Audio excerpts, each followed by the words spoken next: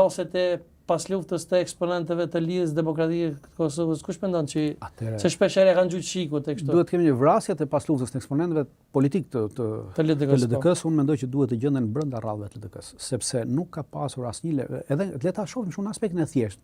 Të marrim thjesht ta zëm se nuk kemi lidhje me këtë punë. Dhe po dëgjojmë që një vrasje politike. Okej. Këta që dolën nga lufta krijuan partinë e tyre politike dhe kishin boll akuzan kurriz. Kishte edhe plot probleme sepse kishte edhe sepse duhet kemi një parasysh një pjesë që dolën nga UÇK-ja menduan se ju përkiste Kosova, edhe filluan edhe ta egzageronin, pra me këtë se ne kemi çliruar, ne u kemi çliruar, merr këtë, pra kishte edhe egzagjerime të tilla, kishte edhe budalliqe të tilla, pra nuk përjashtoshin këto. Dhe këta që dolën me këtë forcë politike nuk kishin asnjë nevojë të vrisnin kundërshtar politik të një partie politike të fuqishme, sepse LDK është një parti politike e fuqishme. Absolutisht. Politike e fuqishme, sepse kjo jo vetëm që nuk i lejon të hiqte mundësinë për të bërë përpara, për të marrë elektorat, por i bënte target, pra me gisht, shik këta që të vrasin, shik këta që të bëjnë. Dhe përsëri këta e morën gishtin, pra këta të vrasin. Ndërkohë që nuk kishin nevojë të vrisin asnjë zyrtar të LDK-s. Unë mendoj që vrasjet e zyrtarëve të LDK-s kanë ardhur për hapet të brendshme të LDK-s për nevoja politike të pas luftës, sepse pas luftës ndryshoi rrjedha politike në Kosovë. Pra ti po thua vrasja është brenda LDK-s? Unë mendoj që vrasjet janë brenda PDK-s, brenda LDK-s për nevoja politike të fraksioneve të ndryshme, të njerëzve të grupeve të ndryshme brenda LDK-s, të cilat po ti shohësh në atë kohë ishin shumë të fuqishme. Sepse sepse ndryshoi.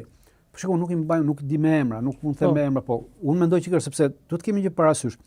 Me futjen e PDK-s në sistem, me futjen e AK-s në sistem, pra u futën dy grupe të UÇK-s në politikë. Absolutisht. Atëherë ti i merr terren këtyre të LDK-s.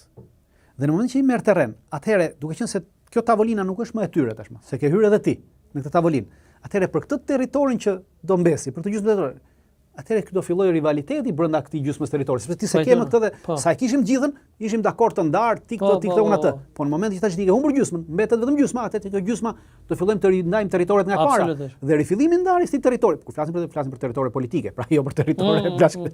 Pra fillimi i ndarjes të territoreve politike do të sjellë përplasje politike. Absolutisht. Dhe këto përplasje politike në Kosovë çojnë në këtë aspekt. Rikthehemi tek shtabi i përgjithshëm i ushtrisë ligjore të Kosovës. Kush ka qenë komandanti i përgjithshëm i shtabit të ushtrisë ligjore të Kosovës? Kur shtabi i përgjithshëm është themeluar me datë 10 qershor dhe duhet të thonë data 10 qershor është një nga datat më simbolike që ka historia e popullit shqiptar dhe që është fatkeqësisht në Kosovë nuk e festojnë, nuk është bërë datë historike të themelimit të shtabit për arsye se me datë 10 qershor të vitit 98 është themeluar shtabi i përgjithshëm. Këta që janë sot në Hag janë themeluesit e këtij shtabi të përgjithshëm, pra përpara se çdo kush i drejtonte gishtin këtyre për akuzat duhet mendonte që pa themelimin e këtij shtabi sot askush nuk do mund të drejtonte gisht. Sepse s'do kishte luftë, s'do kishte zhvilluar Kosova. S'do kishte asgjë. Pra kaq është e thjeshtë. Pastaj tjerët i diskutojmë si do. Dhe data 10 qershor është data e lidhjes së Prizrenit.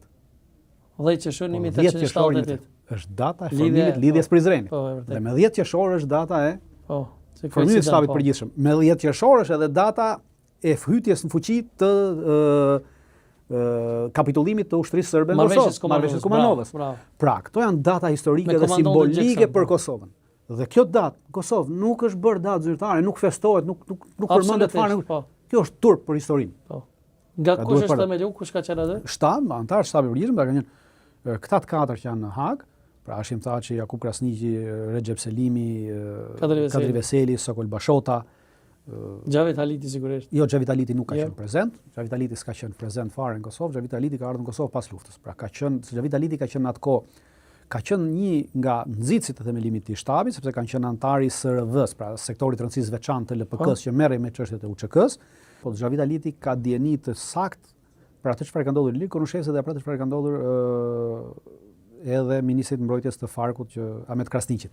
Përpara se të ndodhte vrasja e Ilir Konushevsit, ku ju është dhënë armatimi dhe cilët janë dhe personat që i vendosën Ilir Konushevsit që ju dhanë shoqërim. Ishin dy persona të Shikut, dy oficerë të Shikut, nuk kanë qenë të Gardës Republikës, kanë qenë të Shikut. Të dy personat, dy oficerë të Shikut që kanë shoqëruar atë ditë Ilir Konushevsin me një makinë mbrapa pa. Ka qenë makina e dytë, jo makina e parë kur është sulmuar Ilir Konushevsi. Dhe këta persona më pas janë larguar dhe nuk kanë bërë asnjë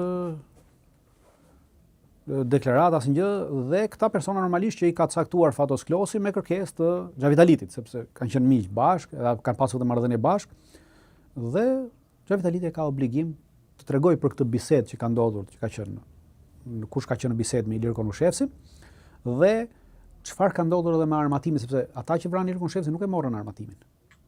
Armatimin e morën sërish, e morën mbrapa këta njerëz të Shikut dhe ja dhanë po prapë Xhavitalitit. Ç'u bë me armatimin? Ku shkoi? Pse u tentua të rishitej ai armatim? Azem Syla është caktuar komandant i përgjithshëm i këtij shtabit përgjithshëm dhe komandanti i UÇK-s deri në këtë detyrë e ka mbajtur deri në janar, ose më mend deri me datë 6 janar të vitit 1999 kur është